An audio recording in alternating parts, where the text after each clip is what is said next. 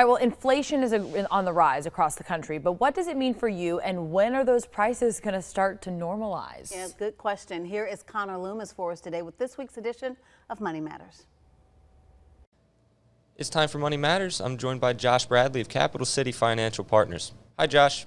We're hearing a lot about the rising prices on everything from gas to groceries and the increase in inflation. What are some of the causes of inflation? Yeah, we're hearing a lot of blame going around. However, this primarily started back when COVID started, with workers not being able to go to work, plants being shut down.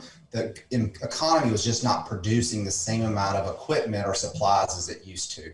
Secondly, when government spending kicked in, we were able to put a little bit of extra cash in our pocket. We had a lot of pent-up demand for purchasing, and because those goods had not been built yet, those prices are really skyrocketing right now. And what does higher inflation mean to us?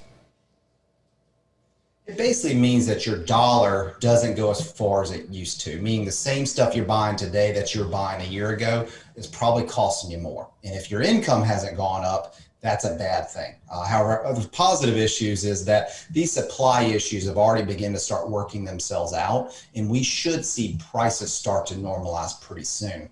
The other big positive is that wages have been increasing during this time, and usually once wages go up, they don't usually come down. So hopefully that means you'll be making more and your cost of expenses will be staying steady going forward, which means more stuff to spend on fun items. Right, Josh. And what can we do to protect ourselves from inflation? Yeah, so the biggest negative impacts is people living on kind of a fixed wage or retirees, and basically their income's just not going to go as far as it used to. So if you've got idle cash sitting around in your savings account, you definitely want to get that invested or earning as much interest as possible. The other thing is focusing on other ways you can reduce costs, like looking at tax planning, lower your fees. You also may look to refinance your debt, which with at all-time low rates and longer term lock those rates in.